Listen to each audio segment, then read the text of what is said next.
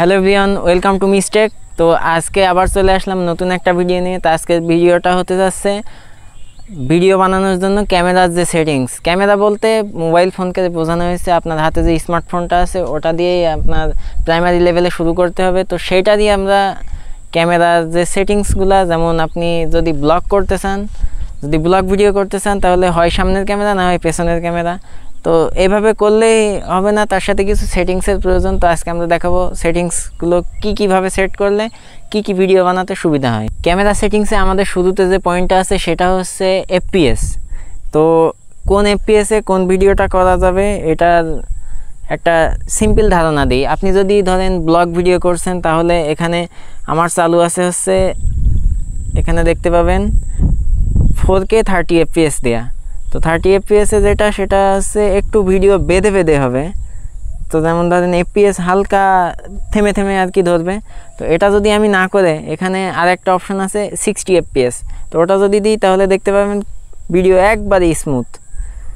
আর সব থেকে ভালো হয় যদি আপনি হচ্ছে এখানে 30 FPS দিয়ে ব্লগ ভিডিও করার সময়, তখন আপনি হচ্ছে এখানে আলট্রা ওয়াইড লেন্স আছে, যেটা দিলে আপনার ভিডিও ফুল একটা এরিয়া নিয়ে কভার করবে, ফ্রেমটা অনেক হিউজ পরিমাণে বড় হবে। আর যদি আপনি প্রাইমারি সেন্সরে করেন তাহলে কিছুটা ক্রপ হবে। তো যার জন্য ব্লগ ভিডিওতে সবসময় রিকমেন্ড থাকে হচ্ছে এই যে আলট্রা ওয়াইড সেন্সরটা। তো আমি দেখতে পাচ্ছেন যে কত ক্লিয়ার দেখা যায়। তো যে ফোনগুলো আর কি একটু ভালো বেশি এবং একটু ক্যামেরাটা ভালো, তো সেই ফোনগুলোতে আলট্রা ওয়াইড সেন্সর অনেক ভালো হয়। তো এখানে একটা সমস্যা আছে অ্যান্ড্রয়েডে, সেটা হচ্ছে আলট্রা ওয়াইড সেন্সরে শুধুমাত্র 30 FPS সাপোর্ট করে, যে কোনো মোডে 30 FPS। 60 FPS এখনও ওই সেন্সরে দেওয়া হয় না। আর তার পরবর্তী যে সেটিংসটা, সেটা হচ্ছে কিছু আছে না যে সিনেম্যাটিক ভিডিও, সেগুলো আপনারা 30 FPS নিতে পারেন।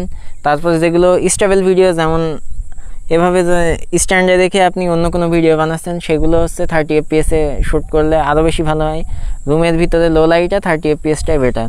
কিন্তু আপনি ধরেন একটু অ্যাক্টিভিটি বেশি হচ্ছে বা ব্লগের বিষয়ে আলট্রা ওয়াইডে 60 FPS সাপোর্ট করে না, সেহেতু আপনার 30 FPS দিয়ে চালাতে হবে। আর তখন আপনি যদি সামনের কোনো সিন নিতে চান, তাহলে আলট্রা ওয়াইড অ্যাঙ্গেলেও দেখাতে পারেন, আবার হচ্ছে মেন সেন্সরেও দেখাতে পারেন। তো এর পরে যে পয়েন্টটা আসে সেটা হচ্ছে আপনার টেলিফোটো লেন্স। তো সব ফোনে টেলিফোটো থাকে না, কিছু ফোনে টেলিফোটো লেন্স আলাদা থাকে, আর কিছু ফোনে হচ্ছে ফোন থেকে সফটওয়্যারে আপনার জুম করে। তো এই বিষয়ে যেটা করতে পারেন সেটা হচ্ছে যেসব জিনিসগুলো একটু দূরে থাকে সাবজেক্টগুলো, সেগুলোতে 2x ব্যবহার করতে পারেন। এটাতে ক্লিয়ার তেমন একটা মার্ক যায় না। এটাতে সিনেম্যাটিক ভিডিও বা দূরের কোনো শর্ট কাছে এনে দেখাতে চাইলে ওটা ঠিক আছে। আর এখন আসি হচ্ছে ব্লগ করার বিষয়ে। তো কিছু বেশিরভাগ লোকজন আছে হচ্ছে সামনের সেলফি ক্যামেরা দিয়ে এইভাবে ব্লগ করে, ঠিক আছে, আমি যেভাবে ধরছি এইভাবে ব্লগ করে। তো সামনের ফিল্ড অফ ভিউটা তো একটু কম পাওয়া যায়, তার সাথে সাথে সামনের ক্যামেরার অত কোয়ালিটি ভালো হয় না আইফোন ছাড়া অন্য যে ফোনগুলো আছে।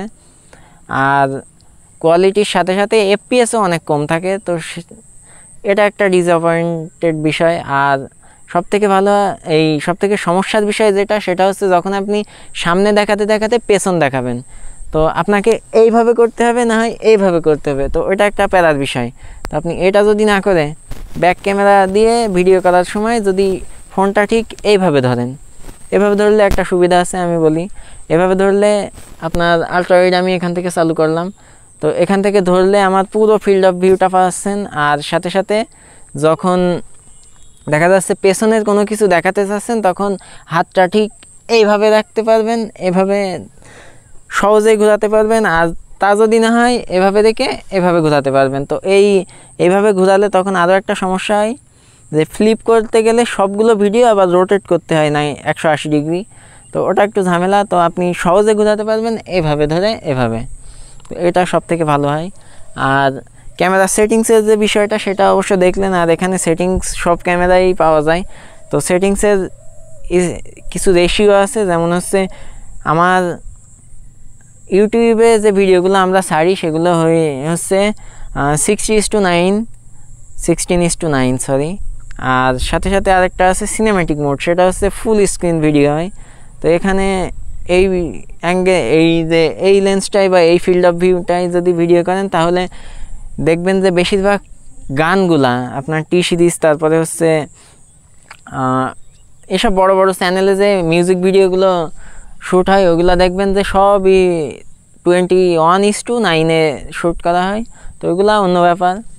আর আমাদের ব্লগের জন্য বা ইউটিউবের সাধারণ ভিডিওর জন্য সবথেকে পারফেক্ট হচ্ছে 16:9 রেশিও।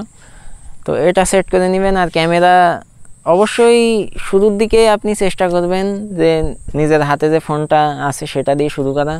যদি পারেন তাহলে এমন একটা ফোন নেবেন যেখানে স্টেবিলাইজেশন মোডটা আছে, ক্যামেরা হালকা স্টেবল থাকে, ভিডিও শেকি না হয়। আর তারপরে যখন বাজেট বাড়াতে পারবেন বা বাজেট বেড়ে যাবে তখন আইফোনে শিফট করবেন। কারণ আইফোনে প্লাস পয়েন্ট হচ্ছে ওর যেই কয়টা সেন্সর থাকে, সেলফি ক্যামেরা হোক বা ব্যাক ক্যামেরার যে কয়টা সেন্সর থাকে সবগুলাই 4K 60 FPS সাপোর্ট করে, এবং আলট্রা ওয়াইডেও ভিডিওর কোনো কোয়ালিটি এদিক ওদিক হয় না। তো এটা হচ্ছে একটা প্লাস পয়েন্ট আইফোনে। আর ব্লগ করার জন্য সবথেকে পারফেক্ট হচ্ছে আইফোন। আর এরপরে যদি আপনি ক্যামেরার দিকে শিফট করতে চান তাহলে বিভিন্ন অ্যাকশন ক্যামেরা আছে, তারপরে মোবাইল ওটাকে কী পকেট ক্যামেরা আছে, তারপরে মিররলেস ডিএসএলআর, এসবে অনেক দিক আছে অ্যাডভান্সের ভিতরে। তো এগুলো না দেখে শুরুতে এসব দিয়ে শুরু করতে পারেন। তো আজকের ভিডিওটা এই পর্যন্তই।